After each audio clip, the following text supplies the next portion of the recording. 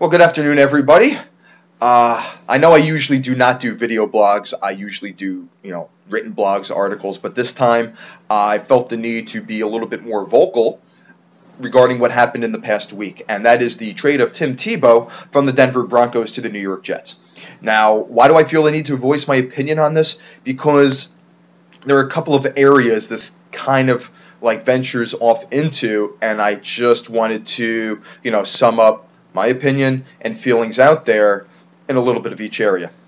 Now, the first thing, a lot of people are asking themselves, why would the Jets want Tim Tebow? And that's a good question. Obviously, we can speculate all we want, but only the team knows for sure. And with what's been said in the press the past week is very interesting. They're thinking, Tim Tebow could be somebody who can relieve Mark Sanchez when he has a lot of 3-and-outs. Tebow can be used for 2-point conversions. He could be used on third down conversions.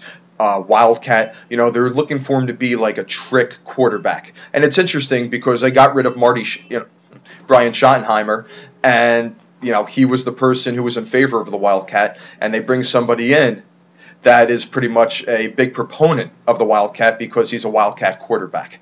So obviously the Jets are thinking in ways that we can't comprehend yet, and I'm one of those people that will not speculate.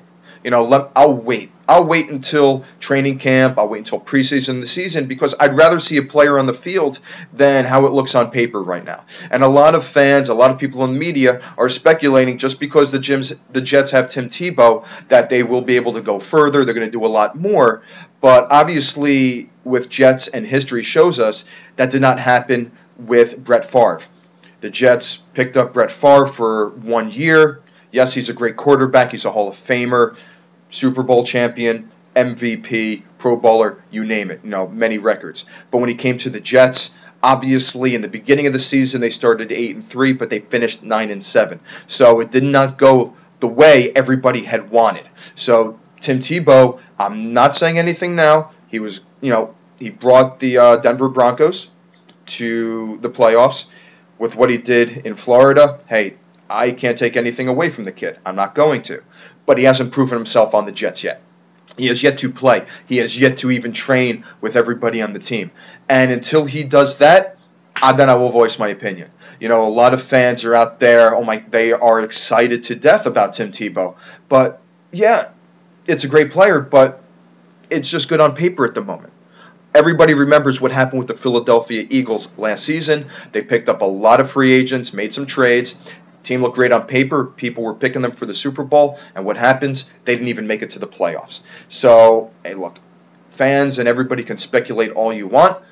But until he proves himself on the field, then I'll make my decision whether the decision was a good decision or a bad decision by the Jets. So right now, I'm kind of like Harry Doyle, the character that Bob Uecker played in Major League when he said, obviously the team is thinking, I don't know what they're thinking. So that's pretty much where I stand right now, and I wish a lot of fans would open up their eyes and realize that you don't have to agree with every decision an organization makes, a team makes. You are allowed to voice a negative. You are allowed to be against a trade or a free agent pickup. That is allowed. Don't let your peers influence your decision. Don't let people out there influence the way you think. And just because, they're your favorite team means you don't have to agree with everything that happens.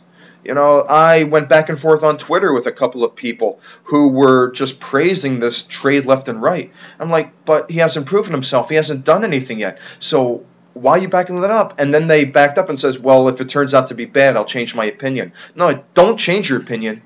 Make your one opinion now. Don't change it down the line just because something happens. If it's a good or a bad decision, say it right now. Shouldn't matter. You should have the pride in your decision and follow it.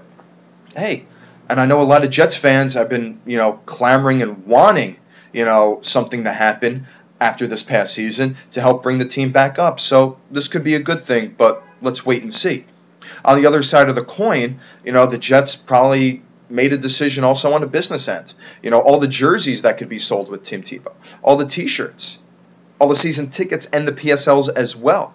Let's keep that in mind. The Jets did not sell them all out. There are season tickets and PSLs available. So I'm sure they are hoping, and their salespeople are on their phone pushing Tim Tebow to prospective buyers, hoping that will seal the deal for some people who may have been teetering for the past year. I'm sure people may have signed up already. They've gotten their tickets. They've already sent money in for PSLs. But, if this turns out to be not what people wanted, if you invest in the PSL, you either pay all at once, or you can finance over 5 or 15 years. So if you finance and this doesn't pan out, you're stuck for 5 or 15 years. If you're in the upper bowl, you can go on a season-per-season basis. So, if it does well, you can reinvest for the next season. That's up to you. So there are a couple of ways. Obviously, the Jets made their decision on this, and let's just see how it all pans out. Hopefully, the three-ring media circus does not follow them around for the rest of the preseason. Because it's unfortunate. Here you have a team of the New York Giants who just won the Super Bowl, and the Jets signed Tim Tebow, and the press is kind of like migrated all over there. It's funny to see how that happened, how the Jets seem to be garnishing more press off the field than for their actions that are done on the field. And I, for one, would like to be proven wrong, on this. I would like the Jets to actually go out there and back up their words, back up what they do, and prove me wrong on some of the things that I've said about them. Because I followed the Jets even before I was born. How is that possible? I came out wearing green because of my father. That's all. I would just like to see this team wake up and realize their potential and just become a team, get into the playoffs, win that AFC championship, win the Super Bowl. Bottom line, that's what all Jet fans want to see. That's what everybody wants to see from their team, is to win, the league championship. And I think it's about time the Jets gave their fans that type of a performance.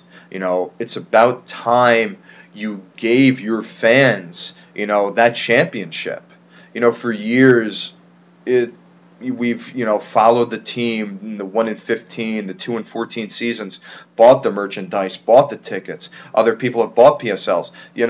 When you have a fan base like the Jets who are so passionate about their team, I think it's about time the team turned around and became passionate to their fans and lived up to expectations. And hopefully with the signing of Tim Tebow, these expectations can be lived up to. That is the bottom line. With Tim Tebow, the Mark Sanchez, Levon Landry, all these little things that they're doing now, and with what will happen in the draft, hopefully this team will finally come together and realize their potential. So maybe some of God's influence from Tim Tebow will shine down on the team the way it shined down before on Florida and on Denver. So, let's not keep our fingers crossed on this. Let's just have hopes right now, but let's wait and see what happens when the season starts. Okay? Injuries can happen in preseason and in the preseason and training. Let's hope that doesn't happen. But hey, anything's possible. Let's all just wait until the season and see what Tim Tebow is able to produce.